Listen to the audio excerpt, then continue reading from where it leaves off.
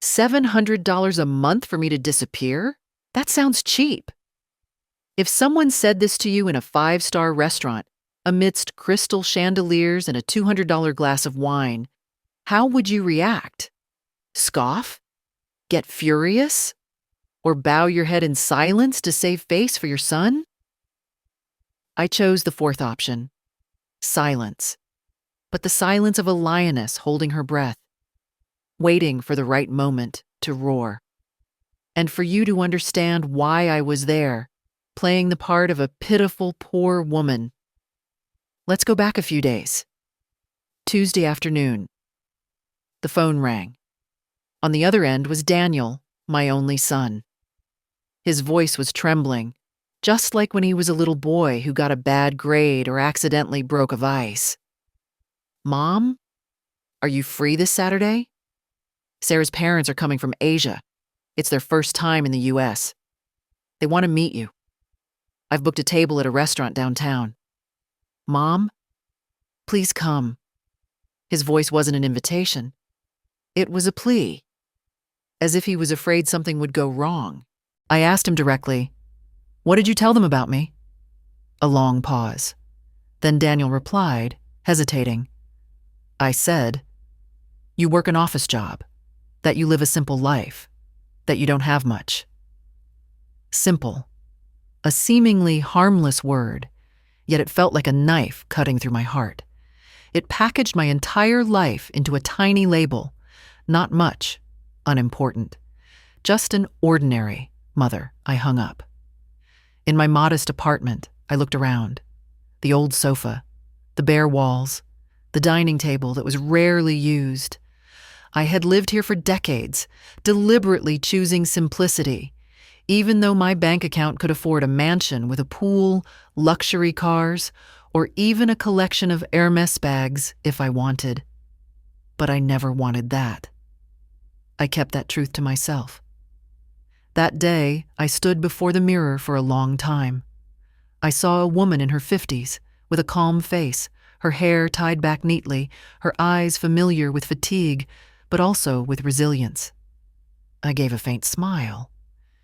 If they thought I was a poor woman, so be it. I would show them exactly that, but not to make a fool of myself. I wanted to observe. I wanted to know who the family my son was tying his life to really were. Saturday arrived. I chose a wrinkled gray dress, the kind sold for a few dozen dollars at a flea market. Worn-out heels, a faded cloth wallet. I intentionally put my hair up in a messy bun and wore no makeup. Looking in the mirror, I barely recognized myself.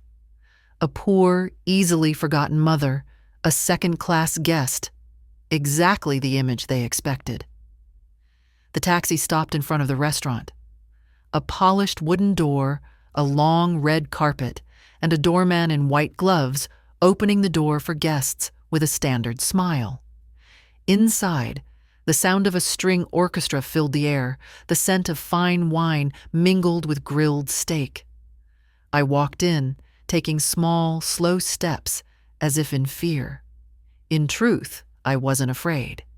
I had walked into boardrooms 10 times larger than this place. I had signed contracts worth hundreds of millions of dollars. But tonight, I was just the simple mother Daniel had introduced. And then I saw them. Daniel, in a dark suit, stood by the window, his face etched with anxiety. Beside him was Sarah, my daughter-in-law, in an elegant beige dress, her black hair sleek, her lips red, looking like she had stepped out of a magazine. But when she saw me, a flicker of embarrassment crossed her eyes, as if ashamed of a mother-in-law who didn't fit the glamorous scene. Seated at the table were Linda and David, Sarah's parents. They needed no introduction. One look was enough. Linda wore a form-fitting emerald green dress, jewelry sparkling on her neck and wrist. Her hair was in a sleek, high bun, her eyes cold. David wore a perfectly tailored gray suit, a shiny Swiss watch on his wrist. They sat like two monarchs on their thrones, waiting to be revered. I walked over. Daniel looked me up and down, his eyes wide, swallowing hard. Sarah gave me a light kiss on the cheek, a touch as cold as a formality. Then she introduced me, her voice half apologetic. Dad, Mom, this is Emily, Daniel's mother. Linda extended her hand. Quick, superficial, cold. A pleasure to meet you. David shook my hand, a fake smile on his face. An honor. No one pulled out a chair for me. I sat down myself in the chair at the end of the table, the farthest one. Perfect for my role. The waiter brought menus in French. I feigned confusion. Linda glanced at me. Do you need help? Yes, please. I don't understand these words, Linda sighed. Just a simple dish. Nothing too expensive. I nodded. A small, gentle smile. They thought I truly knew nothing. The dinner began like that. Stories of boasting, a $500 a night hotel, a rented luxury car, lavish shops, properties in 3 countries. Every word they spoke was like a dull knife scraping the air, both jarring and exhausting. Daniel sat in silence, his face tense. Sarah fiddled with her napkin. I just nodded, smiled, and answered softly.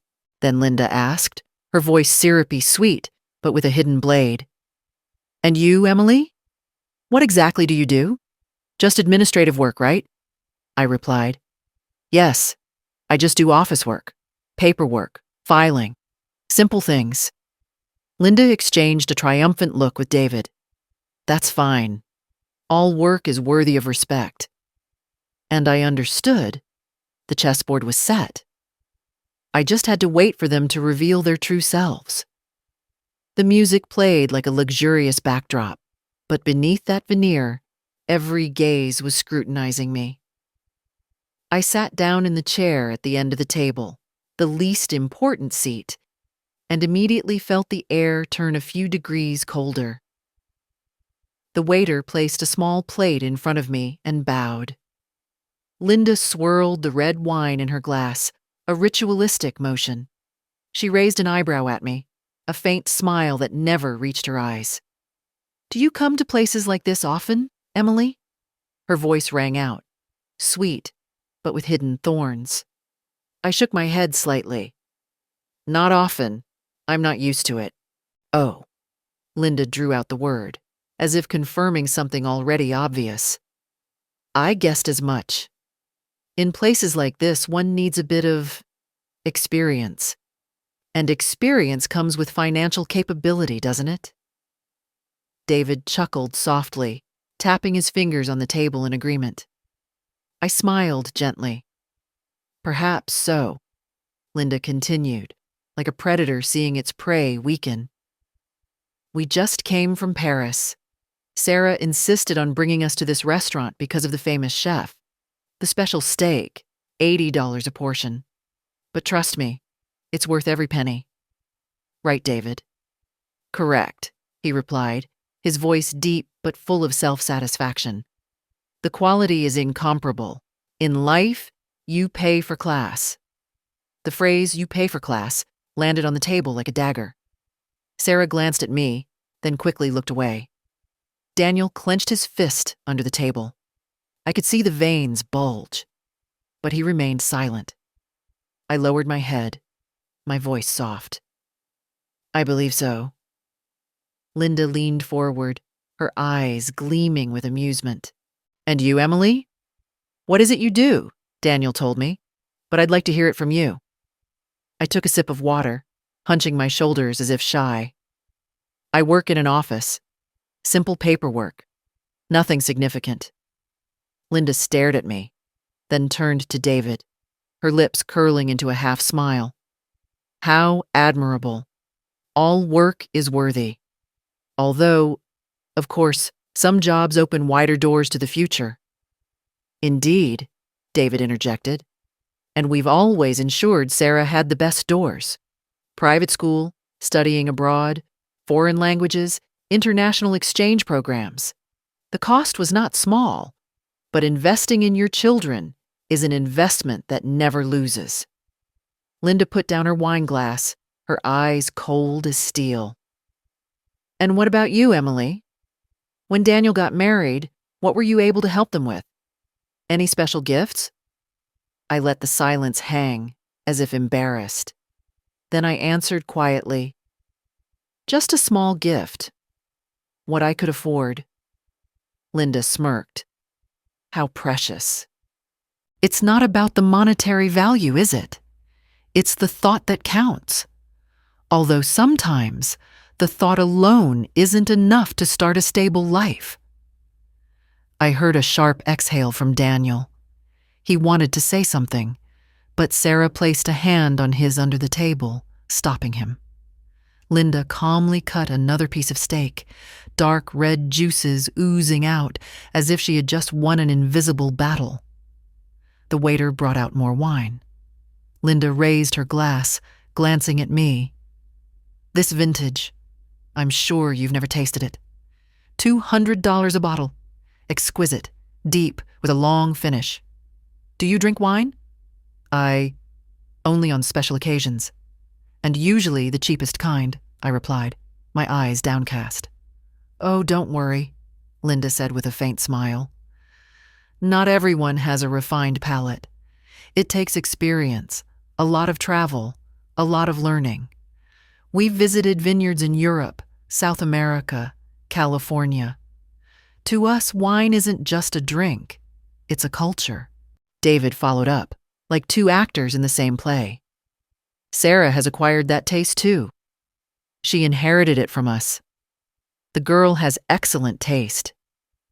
Sarah forced a smile, her lips trembling slightly. I saw a hint of shame in her eyes, but she stayed silent. Linda tilted her head, looking at me. "And you, Emily? Do you have any hobbies? Anything that makes life more interesting?"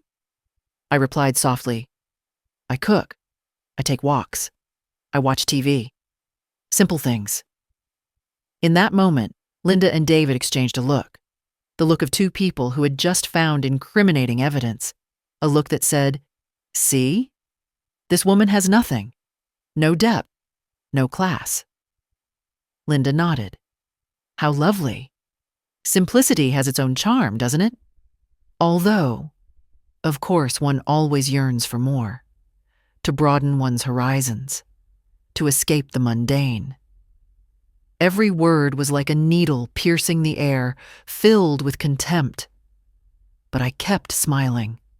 A small, weak smile, as if I were used to being looked down upon. When in fact, I was engraving every word into my memory. Because one day, very soon, I would give it all back to them. The restaurant was dazzling with crystal chandeliers, but the menus had no prices. Just a few lines of elegant French script, as if to deliberately remind you, if you're sitting here, you must accept the game of luxury. The waiter approached, reverently opening each heavy menu and placing it before everyone. I held the menu, feigning bewilderment, my eyes scanning the ornate French words as if I couldn't understand them. Linda noticed immediately. She leaned in, her smile both sweet and sharp. "Would you like me to order for you, Emily? It must be difficult to understand. If you're not accustomed to the language and this style." I smiled timidly. "Yes, thank you. I'm not very familiar with it." Linda nodded, turning to the waiter. "Give her something simple. Nothing too fancy." Then she turned to the whole table, leisurely adding, "We should also keep things reasonable. Not everyone is comfortable with the prices here." The atmosphere soured. Sarah looked down. Daniel bit his lip. I remained silent, just nodding. A sweet humiliation, disguised as concern. David continued, his voice calm yet smug. "At our age, Emily, the most important thing is stability. I've always believed that family is the foundation, and that starts with solid finances. We spent decades building our business, accumulating real estate in 3 countries. Every dollar earned was through sweat, but because of it, Our daughter never has to worry." He leaned back in his chair, adjusting the gleaming watch on his wrist. Linda continued, her eyes locked on me. "Sarah grew up with everything. International school, studying abroad, 4 languages. And when she married Daniel, we also wanted to make sure our daughter had a good start. We took care of the down payment for their apartment, about $40,000, and their honeymoon in Europe, another $15,000. But for our children, we spare no expense." She paused, as if to let me digest each number. Then her voice lowered, sharper. "And you, Emily, what were you able to help Daniel with in his marriage?" The question hung in the air like a blade. The table fell silent. I could feel Daniel's gaze burning on my hand, as if begging me not to react. Sarah pressed her lips together, flustered. I took a breath and answered softly, "Not much. Just a small gift. Within my means." Linda tilted her head, the smile of a victor on her face. "That's wonderful. The sentiment is what's most important, isn't it? Although sometimes, sentiment alone isn't enough to help children stand firm in a harsh world. That's why parents must sacrifice, must have foresight." David nodded, adding fuel to the fire. "Exactly. We believe that no parent should become a burden to their children. That's the best way for them to focus on building their future without being held back." The word burden echoed, clear and cold. I heard Daniel inhale sharply, as if to protest, but Linda gently raised a hand to stop him. "Son, don't misunderstand. We're just speaking openly. Daniel is young. He needs to focus on his career, on his marriage. If he has to worry too much about his mother, it will be hard for him to be fully committed." She turned to me, her voice sickeningly sweet. "Emily, surely you understand what I mean. We respect you, really. A woman raising a child alone, that's very brave. But sometimes, that bravery turns into a burden for the next generation. We just want to help, so Daniel doesn't have to carry unnecessary responsibilities." That last phrase, soft yet cruel, fell upon the dining table like a verdict. I sat still. I kept my timid smile, but in my chest, every blood vessel felt like it was tightening.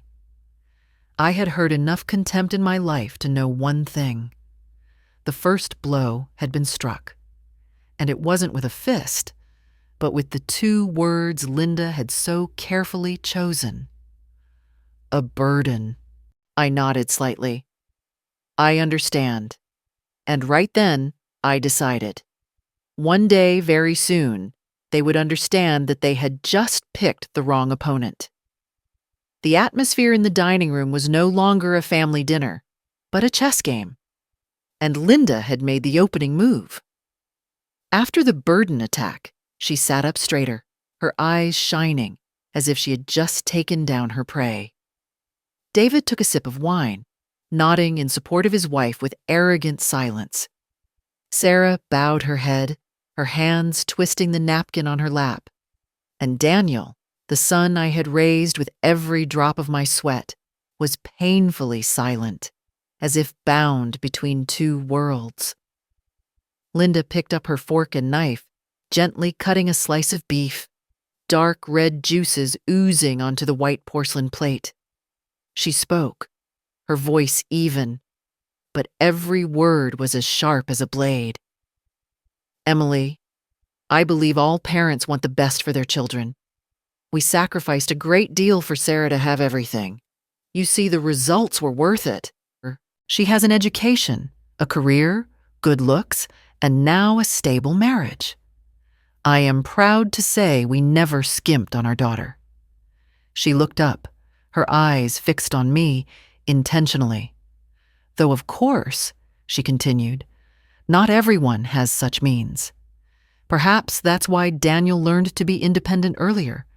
But in the end, children will reflect what their parents have invested in them. David smiled coldly. True. When you sow good seeds, you reap sweet fruit. And we believe Daniel was lucky to enter our family. Sarah brings balance. A woman with a solid foundation will help her husband advance. That's why we never let her lack for anything. I took a sip of water, maintaining a gentle expression, my eyes downcast. I let them talk. I let them cut into my flesh with their words, as if I were too weak to fight back. Linda pressed on. Daniel is so lucky. He has Sarah and our support. Because honestly, it's hard for a man to go far if he only relies on the modest foundation you gave him. You understand what I mean, don't you, Emily? This time, Sarah inhaled sharply, her lips pressed tight. It was clear she realized her mother had gone too far. But she said nothing. Daniel turned away, his gaze lost. I breathed slowly. I smiled, the faint smile of someone resigned. Yes, I understand. Linda was pleased. She leaned back in her chair, like a cat that had scratched its prey, but wasn't ready to eat it yet. David picked up his wine glass, swirling it. Emily, have you ever thought about the future? Age, health. Being alone might be more difficult. That's why we always taught our children to prepare. No one wants to be a burden, as Linda said. And I'm sure Daniel has worried about that too, right, son? Daniel flinched, as if called to the stand. He swallowed hard, then whispered, I've never thought of Mom as a burden. Linda placed a hand on his shoulder, her smile sweet but fake. Of course not, son. You're a dutiful child. But dutifulness can sometimes ruin a marriage. Sarah needs a husband who is fully committed, and that means not being distracted by unnecessary responsibilities. The phrase unnecessary responsibilities was like a velvet-tipped arrow shot straight at me. I nodded, still keeping my voice soft. I understand. I would never want to bother Daniel. Linda smiled, raising her glass as if in celebration. Wonderful. You truly are a considerate mother. I sat there, letting them boast, letting them build a wall of arrogance with stories of real estate, assets, trips across 5 continents, dinners with edible gold, and the sophistication they considered class. Every boast was a stab. Every comparison was a cut. Every look of pity was a scratch. I endured it all. I let the blood flow in silence. But inside, I was not weak. I was observing. I was collecting every piece of evidence, every contemptuous word, every self-satisfied glance. Because I knew, when the time for a counterattack came, I wouldn't need to scream. I would only need to open my mouth, and everything they had just used to scorn me would turn back on them like the sharpest of blades. And then, Linda, David, they would both understand. The woman in the faded gray dress was not the prey. She was the one holding the real knife. The dessert plates were brought out. On the table, tiny portions of cake looked like decorations, but their price could feed a poor family for a week. Linda tilted her head slightly, lifted a silver spoon, and cut a piece of cake sprinkled with glittering gold flakes. She deliberately raised the spoon high so the crystal chandelier's light would catch it, making the gold flecks sparkle. You see, Emily? Linda smiled, her voice like a stage host's. This isn't just food. It's an experience. Edible gold from the most elite restaurants in the world.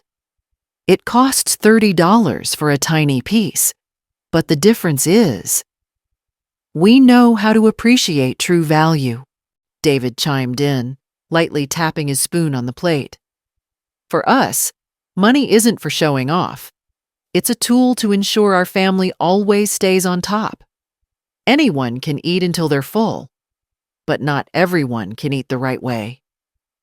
I remained still, my face slightly bowed, pretending to fumble with my fork and knife. To let them believe I was lost in their world. To let them think their performance was a success.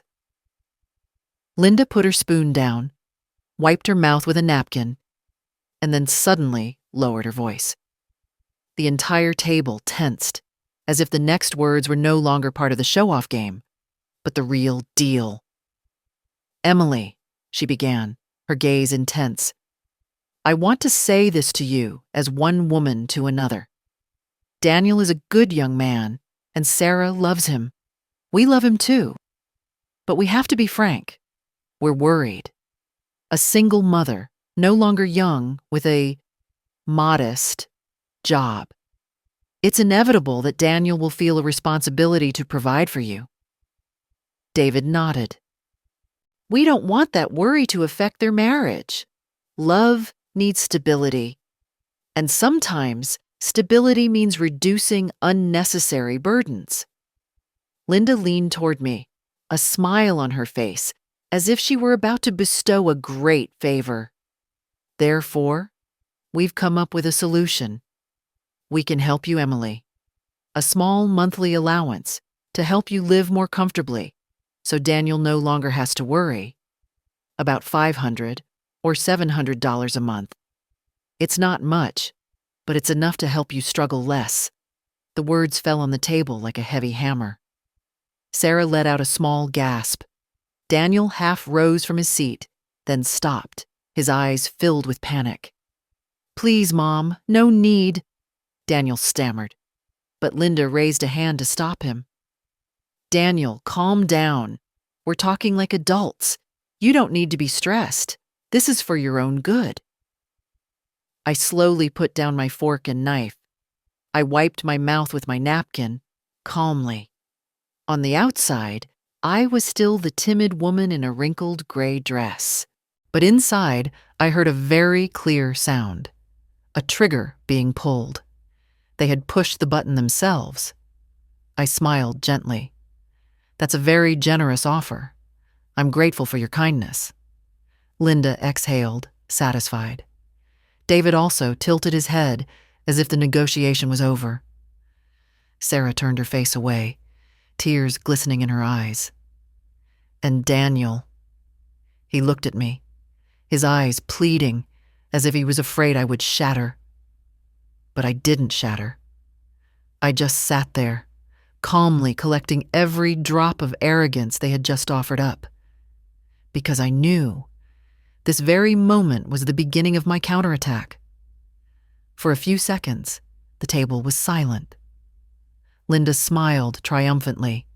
David adjusted his cuffs, and Sarah kept her head down.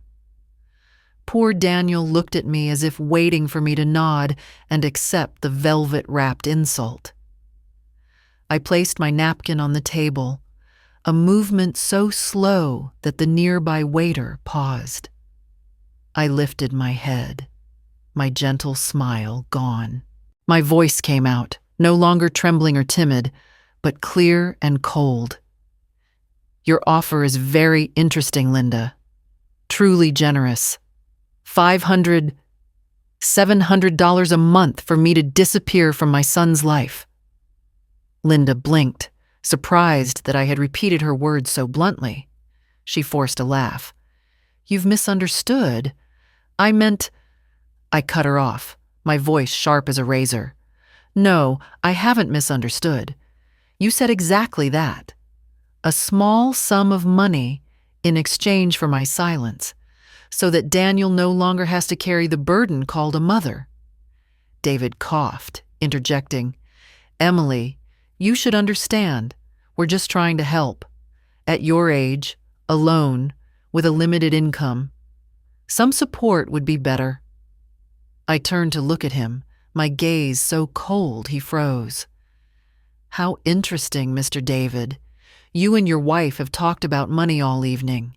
$500 a night hotels, luxury cars, real estate in 3 countries, $200 bottles of wine, $30 gold-dusted desserts. But not once did you ask me if I was well." if I was happy, if I needed company. To you, people are only worth the money they carry in their wallets.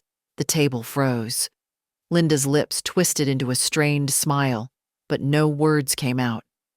I leaned forward, my voice lower, stronger. And you valued me at $700 a month. $700? That's too cheap a price to buy a mother. Sarah looked up, her eyes red. Daniel opened his mouth to speak, but I raised my hand, signaling my son to be silent. This was my battle. I looked directly at Linda. You're proud of what you've given Sarah. Prestigious schools, travel, the down payment on a house, a honeymoon around Europe. In total, about $55,000, right? Linda paused, then nodded, her eyes lighting up, thinking it was proof of her generosity. That's right. When you love your child, you shouldn't be stingy. I nodded slowly. You're right. When you love your child, no one should be stingy. But I have a question. All that money, can it buy respect? Can it buy true love, or does it only buy obedience? The atmosphere shifted. Linda stopped smiling. David frowned. Sarah covered her mouth, choking back a sob. Daniel stared at his mother-in-law, his anger flaring. I continued, my voice even but hard as steel. You tried to buy me, but your mistake was forgetting. I am not for sale. I will not sell my love for my son. I will not sell my honor for peace, and I certainly will not sell my dignity for $700, Linda fumbled. Emily, you're misunderstanding. I sat up straight, my eyes locking onto hers. No, Linda, I understand perfectly. And tonight, it wasn't just me who saw it. Your daughter saw it. Your son-in-law saw it. And from now on, they will never forget how you treated someone you thought was poor and worthless. Sarah burst into tears. Daniel clenched his hands into fists. David turned away, his face flushed. Linda trembled, her lips moving but making no sound. I leaned back in my chair, my voice dropping to a calm, final judgment. You thought you held the power at this dinner. But real power isn't shouted with numbers. Real power is the silence that still makes others listen. Real power doesn't need proof, doesn't need gold on a plate or diamonds on a wrist. Real power is the truth. I took a breath, then finished. And the truth is, I am not a burden. I have never been a burden. I am the one who raised Daniel to be the man your daughter loves, despite all hardships. And I will not let anyone, including you, put a price on me. A heavy silence fell like a thick blanket. Linda bowed her head, her hand clutching the napkin until it wrinkled. David no longer dared to look me in the eye. Sarah was sobbing openly. Daniel stood up, placed a hand on my shoulder, his voice choked with emotion. Mom, I'm proud of you. And that was the moment I knew. The tables had turned. The air in the dining room grew thick. I could hear the clinking of silverware from other tables, the pouring of wine, the distant sound of social laughter. But at our table, all sound had ceased.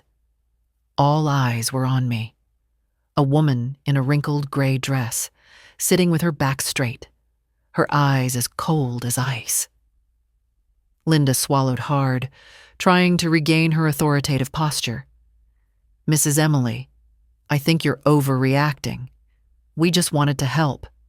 At your age, with your circumstances, who wouldn't need a little support? David added, his voice tinged with annoyance.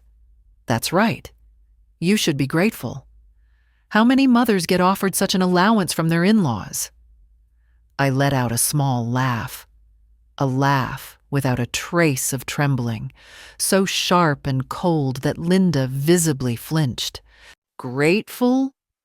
Do you two really believe that $700 a month is a gift from heaven?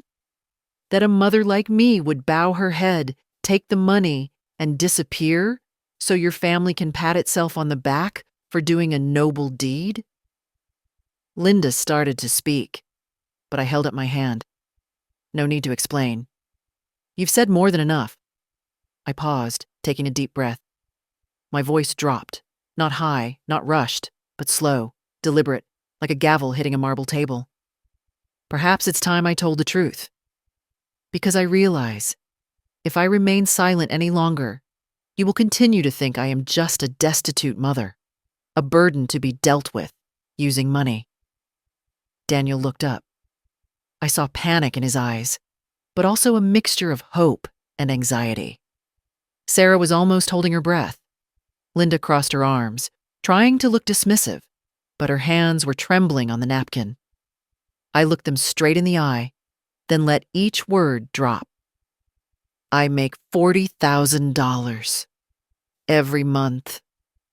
For almost 20 years now. The sound in the room seemed to be sucked out. The fork fell from Daniel's hand, clattering dryly. Sarah's eyes went wide. Her lips moved, but no words came out. David blinked repeatedly as if he'd just heard a joke. And Linda, her face went pale, her forced half-smile frozen in place. I leaned in, my voice sharp. $40,000. A month. Over my career, that means I've made tens of millions. I am the regional CEO for a multinational corporation. I sign deals worth hundreds of millions of dollars. I manage over 10,000 employees. I oversee operations in 5 countries. I command a budget you can't even imagine. And throughout this entire dinner, I have sat here, listening to you treat me like a parasite, like a stain to be removed. Linda stammered, her voice choked. No, that's impossible.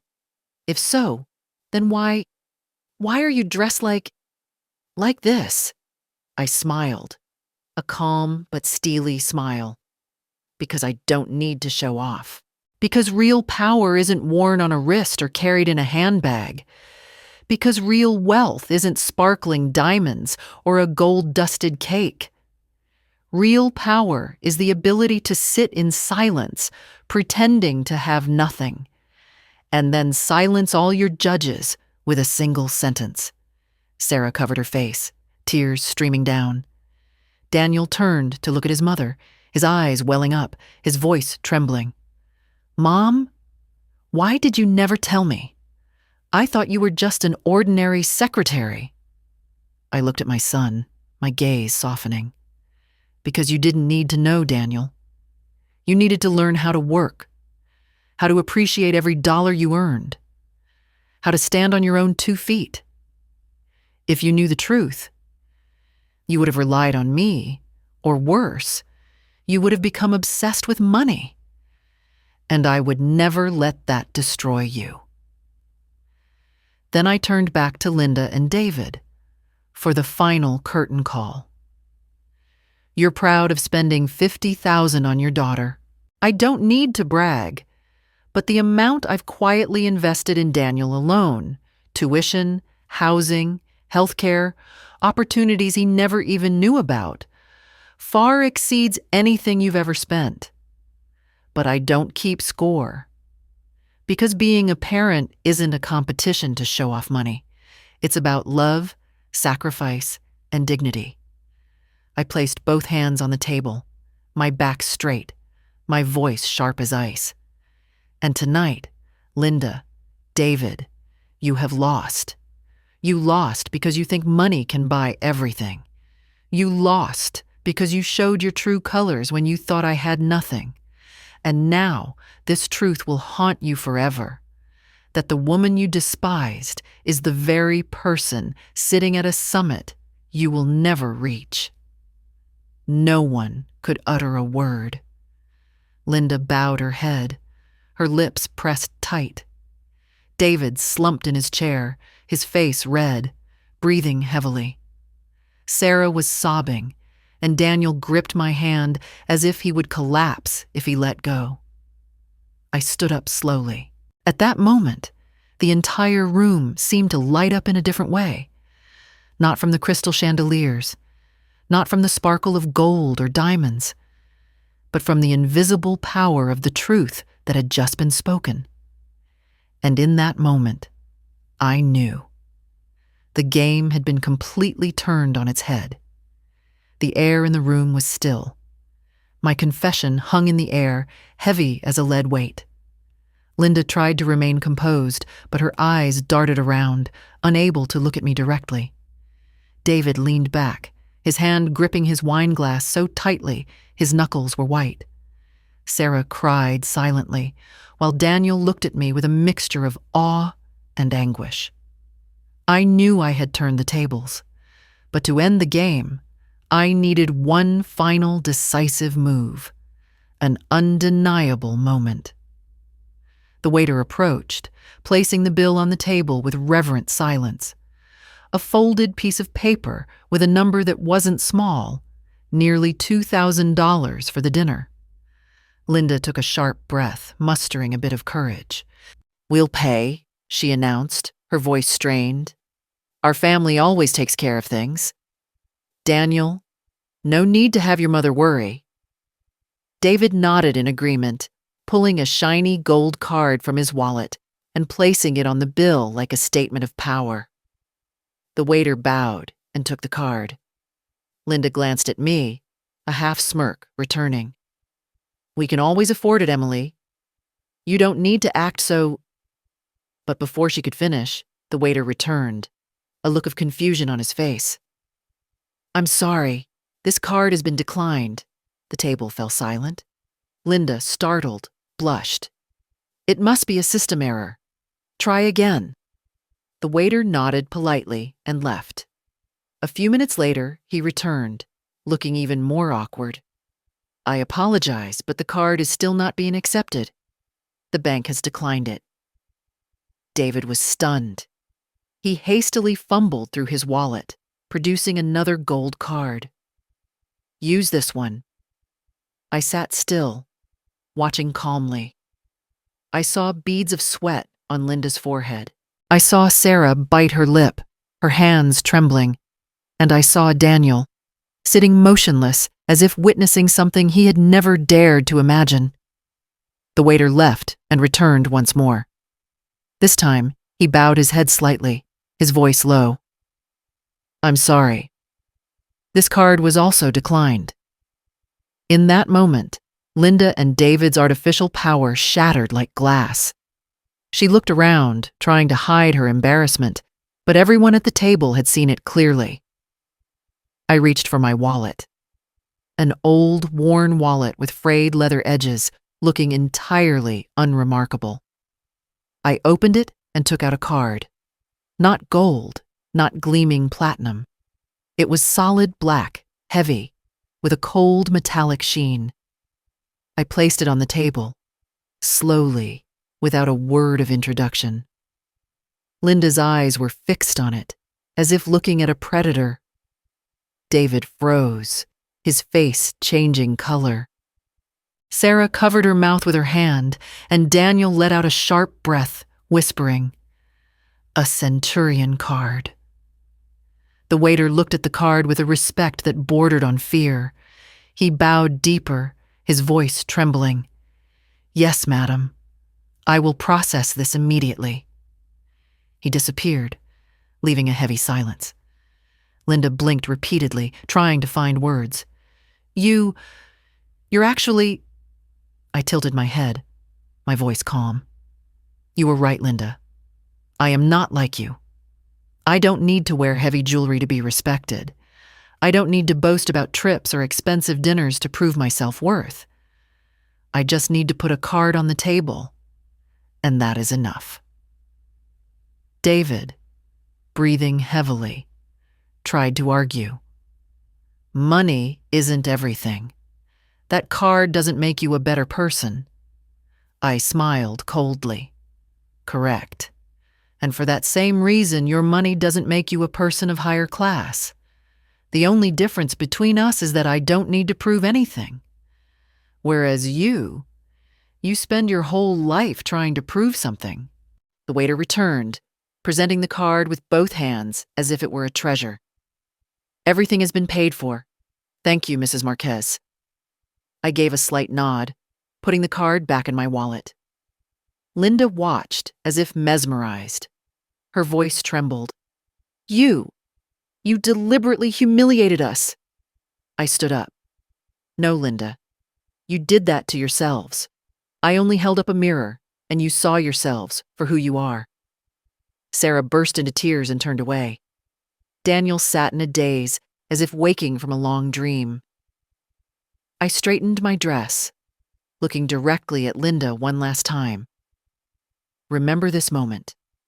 Not because of the card, but because it reminds you that while you were busy judging others by their money, there are people who have lived, fought, and built their true value in silence. And that truth is something you can never buy. I turned and walked away. Behind me, Linda was gasping for air. David had his head down. Sarah was sobbing, and Daniel stood up, stumbling but decisively following me. The black card on the table had not just paid for dinner. It had executed Linda and David's false pride, once and for all. The dinner didn't end like a dinner. It ended like a battle. When I left the restaurant, Linda's eyes were still burning with humiliation.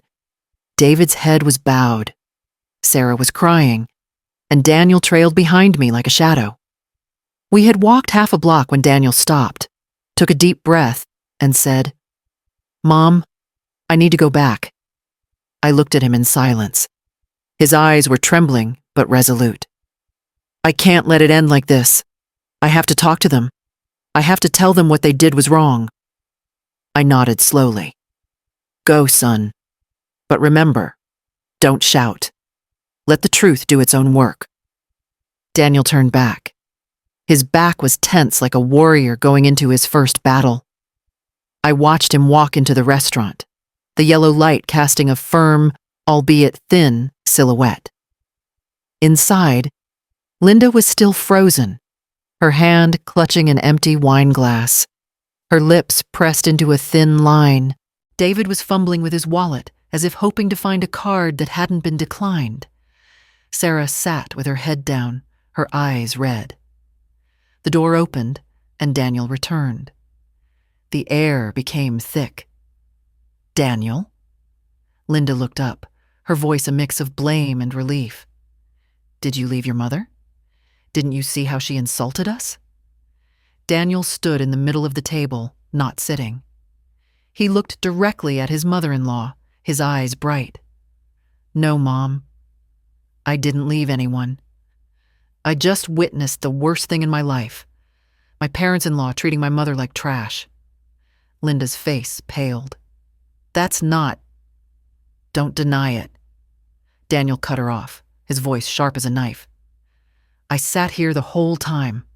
I heard every word, every contemptuous look, every sarcastic remark about my mother's clothes, job, and life. I'm not blind, and I won't be silent anymore." David slammed the table. "Son-in-law, you're being emotional. We just wanted to protect you and Sarah, to look after your future." "The future?" Daniel laughed dryly.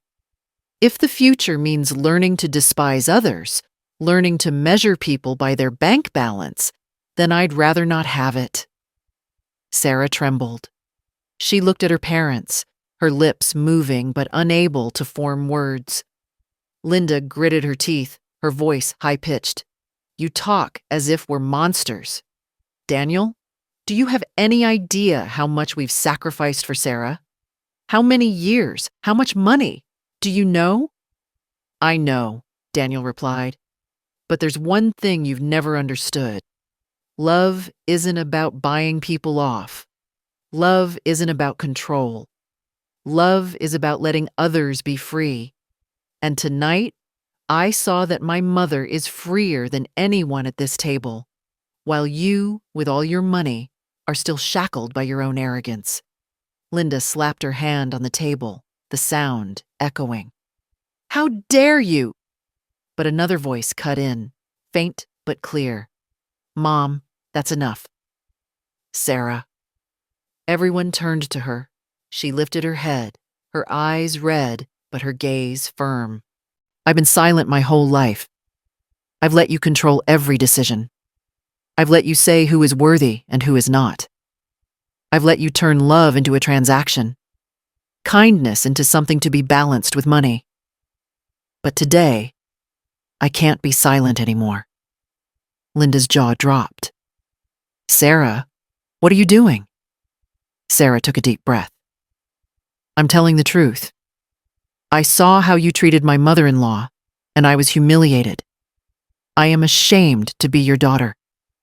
She may not wear an emerald dress or diamonds, but she has dignity, something that all of us, including me, lack. David slammed his chair, his voice harsh. Daughter, you've been brainwashed. That woman is my mother-in-law. Sarah cut him off, her voice trembling but firm. She doesn't need to prove anything, Dad. With just one dinner, she showed us how truly small we are, and Her voice broke. I want to be like her, not like you. Linda shot up, tears of anger welling in her eyes. Sarah, you're betraying us. After everything we've done for you? Sarah stood up too, raising her voice to her parents for the first time. No, I'm not betraying you. I'm saving myself. I don't want to become you, Mom. A person who only measures others' worth by the diamonds on her neck. I don't want to become you, Dad. A man who uses money to fill the emptiness in his heart. I want to be different. And if you can't accept that, then I'll have to keep my distance. The room was utterly silent. Only the sound of Sarah's choked sobs remained. Daniel walked over, took his wife's hand, and squeezed it tightly. I'm here. We're here. No one can control us anymore. Linda trembled, then collapsed into her chair. She cried, but not out of remorse. It was the cry of someone who had just realized her power was gone. David turned away, his eyes cold, as if recalculating everything. Daniel pulled Sarah away from the table. Let's go. We don't owe them another second. Sarah looked back, tears streaming down her face. Mom, Dad, I still love you. But love doesn't mean obedience. If you want to be in my life, you have to change. No one answered. Linda covered her face and David sat motionless. The restaurant door closed behind them. In the faint yellow light of the street, Daniel and Sarah walked away together, hands clasped tightly, as if they had just escaped an invisible prison. For 3 days after that dinner, my small apartment became a silent sanctuary. I didn't answer any calls or messages. Daniel checked in a few times, and Sarah sent a hesitant apology, but I didn't respond. I needed space to breathe, to reflect, to wash away the residue of the emotional storm. In the evening, I sat by the window, the streetlight casting a pale yellow glow on the wall. The tea was still hot, steam fogging the glass, and in that silence, I heard myself. A voice that had been suppressed for decades. Emily, you were right, but you were also cruel. Yes, I had chosen to expose everything in one night. There was no room for easy forgiveness. Linda and David were unmasked in front of their daughter and in front of Daniel. I knew it had to be done, but I couldn't escape the feeling that I had turned the dinner into a battlefield. Perhaps a part of me had sought revenge. Not because they insulted me, but because they belittled the love I had for my son. And love, when taken lightly, often becomes the sharpest knife. I wondered, was I too harsh?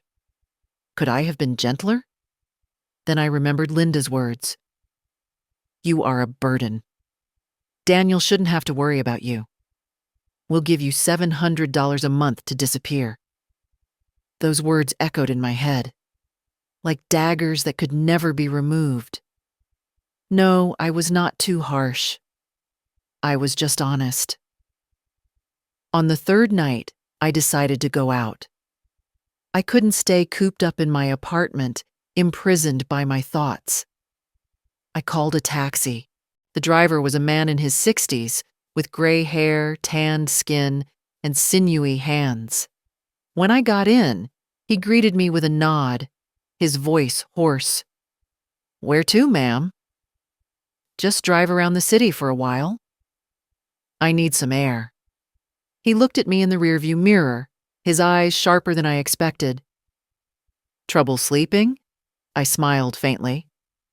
"You're a good guesser." "Not guessing." He shrugged. 20 years of driving a cab. I know how to read the face of someone who's just been through something. I was silent. He was silent too, until the car turned onto a quiet street, bathed in the blue glow of a neon sign. He spoke again. "You don't have to tell me. But let me say this. People only leave a restaurant as silently as you did when they've just been through a war. And from what I see, you were the winner." I was surprised. "Why do you think that?" He smiled, a kind smile. "Because you're not crying. The losers cry. The winners are silent, but their eyes are bright because they finally said what needed to be said." His words made me pause. I remembered the moment I placed the black card on the table, Linda's stunned silence, Daniel squeezing my hand. I didn't smile, but yes, I had felt a sense of relief. "Do you believe in the truth?" I asked. "Not absolute truth exactly," he replied, his eyes still on the road. "Everyone has their own truth. But I believe in honesty. When you dare to say what you truly feel, that is power. Honesty always leaves peace behind, even if it makes others angry." I was silent for a long time, letting his words sink in. He was right. I hadn't spoken to win. I had spoken to be free. The car stopped on a small street where yellow light fell on a patchy brick road. I told him to turn back. On the way home, he told me about his wife, who had passed away after 40 years of marriage. "She used to say I was annoyingly blunt," he chuckled. "But she also said she never had to guess what I was thinking. We were real with each other, no hiding, no pretending. That was the greatest gift of my life." I turned to look out the window, a tear unexpectedly falling. Not from sadness, but from envy. They had 40 years of honesty together. I had 35 years of silence alone. When the taxi stopped in front of my apartment, I handed him a $100 bill. He shook his head. "That's too much. The fare is only 30. "I'm paying for your honesty," I said. "Don't refuse. It's worth more than that amount." He looked at me for a long moment, then took it. "Thank you. And you have no regrets. People who dare to speak the truth don't just change their own lives. They change others too." I stepped out of the car, my worn shoes touching the cold pavement. The night was still, but in my heart, a small light flickered. 3 days of silence had passed. Now I knew. I didn't need to justify what had happened. The truth had been spoken, and it would live in the memory of everyone at that dinner table, whether they admitted it or not. Wednesday afternoon. 3 days after the battle in the fancy restaurant, I heard a knock on my door. It came 3 times, soft but firm. I knew who was outside before I even opened it. Sarah. She looked completely different. No concealing makeup, no silk dress or jewelry. Just a pair of faded jeans, a simple white blouse, and her hair tied up in a small bun. She looked smaller, more vulnerable, and perhaps more real. "Can I come in, mother-in-law?" Her voice trembled, as if each word was twice as heavy as normal. I silently stepped aside to let her in.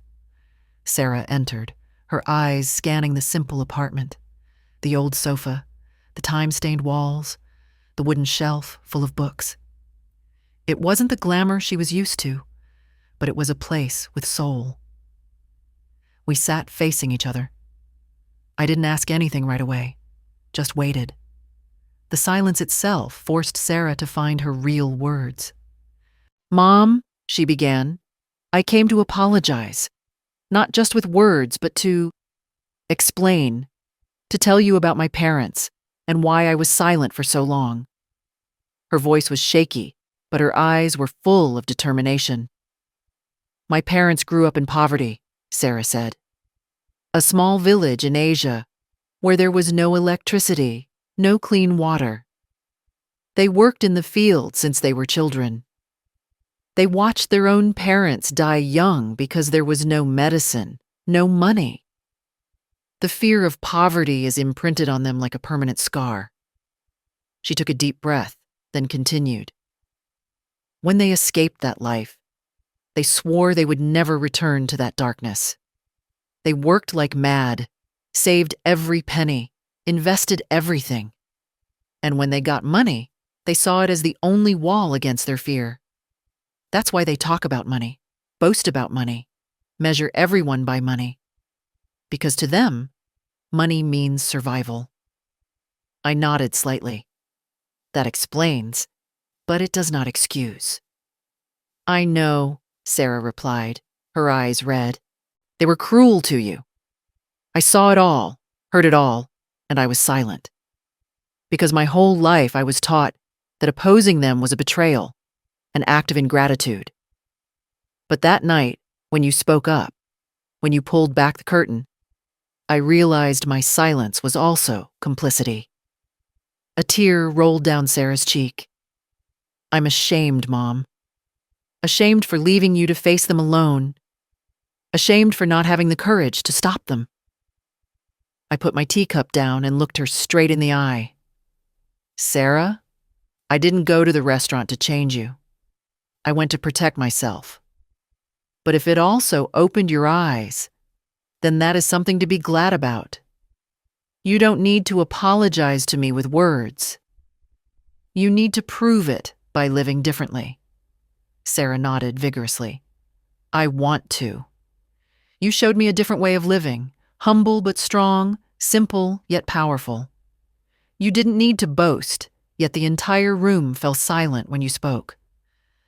I've never seen that in my parents. They have money, but you have dignity." That sentence echoed in the apartment like a profound confession.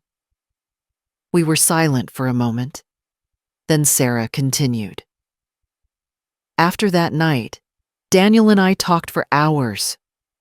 I told him I don't want to be a copy of my parents. I want to learn to live differently, a way where money doesn't define my worth. And if we have children one day, I want to teach them that empathy and honesty are worth more than any check." Her voice choked up. "Mom, can you teach me? Teach me how to keep my dignity, how to be strong without being cruel, how to be wealthy without needing to prove it?" I smiled gently. "I can't teach you from a book. I can only share my experiences. You will have to learn by living, by falling and getting back up. The only thing I'll remind you is this. Always ask yourself before every decision, does this bring me peace, or is it just a glamorous facade? If you are honest with that question, you will find your way." Sarah wiped her tears. A new light shone in her eyes. Hope. When she left an hour later, we hugged. It was no longer a polite hug, but a real connection. Two women, once on opposite sides, now realizing they could become allies. Before she left, Sarah turned back, her voice more certain. "Mom, I promise. If I have children one day, they will never be taught that value lies in a bank account. I will teach them love, humility, and honesty. I promise." The door closed. I sat back on the sofa, the apartment still simple, still old. But within me, a new sky had just opened up. It didn't take millions of dollars or power on a board of directors. All it took was this moment. A daughter-in-law truly beginning to learn how to live like a human being, not like a commodity to be priced. And that was my greatest victory. 3 days after meeting with Sarah, I was again sitting by the window of my small apartment, a cup of steaming tea quietly in my hands. The city outside was still noisy, the streams of people still flowing as if nothing had changed. But for me, everything was different. There are battles that, when they end, you don't hear fireworks or triumphant music. You only feel a strange quiet, as if a heavy door has just closed, making way for a rush of freeing wind. The night at the restaurant was that moment. Daniel called me early this morning. My son's voice was deep but firm. Mom, Sarah, and I have made a decision. I waited in silence. We're going to set clear boundaries with her parents. No more comments about money, no more condescending conversations. If they want to be present in our lives, they must be respectful. If not, then distance will be a necessary choice. I smiled softly. Son, that is what adults must do. Setting boundaries isn't selfish. It's protecting yourself and the ones you love. Daniel sighed, but in that sigh was a sense of release. I feel relieved, like I've finally removed a stone that was pressing on my chest. That afternoon, Sarah texted, "Mom, thank you for listening to me the other day. I won't disappoint you." I read it over and over, not because I doubted it, but because I could feel the sincerity in every word. Sarah was changing, and sometimes all it takes is one person brave enough to break the cycle for things to start shifting. That evening, I thought back on my past. 40 years of working, from a secretary hunched over a typewriter in a damp office to a regional director signing multi-million-dollar contracts. All to raise my son. All to stand firm in a world where single mothers were always looked down upon. I used to think my legacy was my bank account, my title, the figure of $40,000 a month. But now, looking back, I realize my true legacy isn't money. It's the lesson I left for Daniel. That love doesn't need material conditions, that being a good person is more important than being rich. It's the change I sparked in Sarah. That dignity and kindness are the ultimate forms of power. It's the freedom I found for myself, to live without hiding, without pretending, without playing the role of someone simple or rich. Just being Emily. I remembered what the taxi driver had said. Honesty, even when it hurts, always brings peace. At the time, I just nodded. Now, I truly understood. Honesty isn't a weapon to defeat others. It is the key to unlock the chains within yourself. Linda and David might never change. They will continue to live in an endless cycle of boasting and control. But that is no longer my burden, nor is it the chain that binds Daniel and Sarah. Late at night, I stepped out onto my small balcony. No crystal chandelier, no private pool, just a few potted plants I've cared for over the years. Above, the sky was full of stars. Below, the traffic flowed like an endless river. I poured myself a new cup of tea. The steam slowly faded on the glass. I thought of Daniel, of Sarah, of the grandchildren I might one day hold in my arms. And I knew the only thing I wanted to pass on was not an inheritance of money, but an inheritance of humanity. Money can be lost. Houses can be lost. But kindness, once sown, will remain forever. The next day, I took a walk in the park. Sunlight filtered through the trees, children's laughter echoed, and the smell of freshly baked bread wafted from a nearby cart. I sat on a bench, watching people pass by. Ordinary faces, ordinary clothes, ordinary lives. And I suddenly smiled. Because right here, in this ordinariness, I felt freer than at any lavish party. No black card needed, no title. Just the truth. As the sun began to set, I returned to my small apartment. The apartment with no expensive paintings, no crystal chandeliers, but with everything I needed: peace. I brewed a pot of tea and set my phone down after reading Daniel's last message of the day. Mom, I love you. Thank you for showing me the right way to live.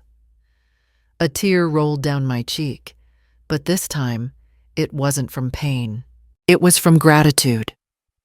I sat on the sofa wrapped in an old blanket and closed my eyes. And for the first time in many years, I felt truly whole. My legacy is not in a bank. It is in the hearts of those I have touched, and that is the only wealth worth leaving behind. The end.